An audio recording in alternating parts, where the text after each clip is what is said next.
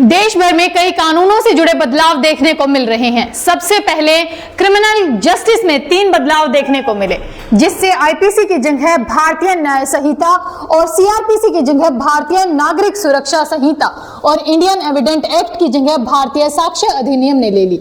इसके बाद अब केंद्र की मोदी सरकार एडवोकेट एक्ट में संशोधन का नया कानून लाने की तैयारी कर रही है। इसके लिए अधिवक्ता संशोधन बिल 2025 का ड्राफ्ट तैयार कर लिया गया है। केंद्र सरकार के इस कदम से वकील वर्ग आक्रोशित हो गया है और कई राज्यों में वकीलों ने प्रदर्शन भी किया है। आइए जानते हैं क्या है ये बिल और सभी वकील इससे आक्रोशित क्यों हैं। नमस्कार दोस्तों, मैं संजना आपके साथ और आप देख रहे हैं जनता की आवाज। दोस्तों, मोदी सरकार की नीतियों को लेकर किसानों का प्रदर्शन अब आम बात हो गई है, लेकिन वकीलों और उनसे जुड़े संगठन अब तक कम ही मामलों में इस तरीके से विरोध करने उतरे हैं। ऐसा करने के पीछे की वजह केंद्र सरकार का 1961 के वकील कानून में संशोधन है। अधिवक्ता अधिनियम 1961 में कानून पेश की व्याख्या की गई है। इसमें वकीलों और उसके बारे में काउंसलिंग के काम तय किए गए हैं, लेकिन अब अधिवक्ता अधिनियम में संशोधन के लिए बिल तैयार किया गया है। इस प्रस्तावित बिल से अधिवक्ताओं को बड़ी कठिनाई का सामना करना पड़ेगा। इससे अधिवक्ताओं के हितों पर विपरीत प्रभाव पड़ेगा। अधिवक्ता संघ हमेशा न्यायालय एवं सरकार की नीतियों का समर्थन करता रहा है, किंतु उक्त प्रस्तावित संशोधन से अधिवक्ताओं के हितों पर विपरीत प्रभाव पड़ने की संभावना है, जो कि अधिवक्ताओं की स्वतंत्रता व अधिकारों का भी प्रभावित कर सकता है। लेकिन अमेंडमेंट बिल का विरोध कर रहे जिला अभिभावक संघ के अध्यक्ष अशोक यादव ने वे प्रमुख बिंदु बताए जिनका वे विरोध कर रहे हैं। आइए देखते हैं। बिल में प्रावधान किया गया है कि विदेशी वकील और विदेशी फर्म भारत में पैरवी कर सकेंगी। इसके अलावा कॉर्पोरेट में नौकरी करने वाले विधि स्नातकों को भी पैरवी की अनुमति मिलेगी।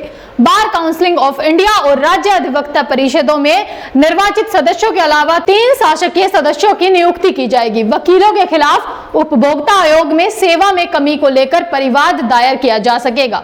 अधिवक्ता कभी भी स्थिति में कार्य से विरत नहीं रह सकते हैं। न्यायालय में वकील द्वारा अभद्र व्यवहार करने पर जुर्माना और सनद निलंबित की जा सकती है। बार काउंसिल के अध्यक्ष मनन कुमार मिश्रा ने अपनी चिट्ठी में लिखा कि यह अपने आप में काफी चौंकाने वाला है कि फीडबैक के लिए साझा किए गए मसौदे में कुछ अधिकारियों और कानून मंत्रालय ने कई अहम बदलाव किए हैं। इस मसौदे के जरिए बार की बुनियादी स्वायत्तता और आजादी को ध्वस्त करने की कोशिश की गई है।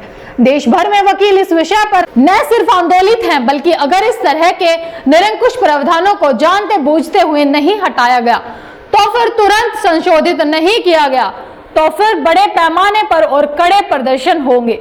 वकीलों ने बताया कि एडवोकेट एक्ट में अमेंडमेंट कर कुछ एक्ट को चेंज किया जा रहा है।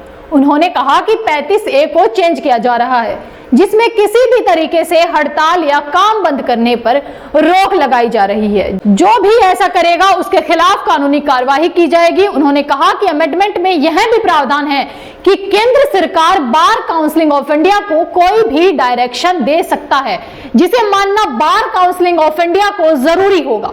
इसका मतलब साफ है, वकील सरकार के अधीन होकर चलेंगे। वकील किसी सरकार के कर्मचारी नहीं है। यह एक आजाद पेशा है। आजादी से पहले भी वकील आजाद थे और आगे भी वकील आजाद रहेंगे। 30 हजारी कोर्ट बार एसोसिएशन के अध्यक्ष नितिन अहलावत ने बताया कि यह विधेयक अधिवक्ताओं की एकता, गरिमा और अखंडता के खिलाफ है। सभी जिला बार एसोसिएशन की समन्वय समिति ने निर्देशों पर वकीलों ने कामकाज ठप रखा। हड़तालों के चलते कई मामलों की सुनवाई को टाल दिया जा रहा है। सुनवाई टलने से लोगों को परेशानियों का सामना करना पड़ रहा है। वकील डीके गुप्ता ने यह कहा कि प्रदर्शन अपने अधिकारों की लड़ाई के लिए है।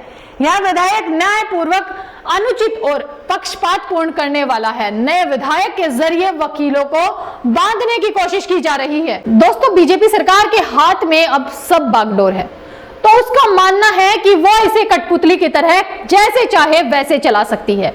बीजेपी अब केंद्र में भी और राज्य में भी धीरे धीरे स्टाफ भी चेंज कर रही है, ताकि कोई जानकारी बाहर ना जाए। ऐसे में जनता उससे दूर होती जा रही है और भारत एक लोकतांत्रिक देश है। इसकी परिभाषा नहीं बदल सकती। जनता का जनता के द्वारा जनता के लिए कार्य करना ही लोकतांत्रिक व्यवस्था है। दोस्तों, आपका क्या लगता है? देश एक पार्टी के इर्द गिर्द घूमता जा रहा है या बीजेपी की कोई नीति है?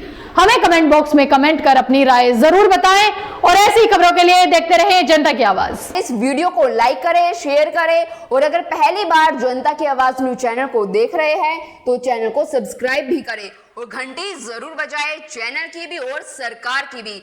आज की नेशनल मीडिया के मुकाबले में जनता का साथ दीजिए और उसकी ताकत बनिए, जनता की आवाज बनिए और हो सके तो इसके लिए चैनल को ज्वाइन भी करें।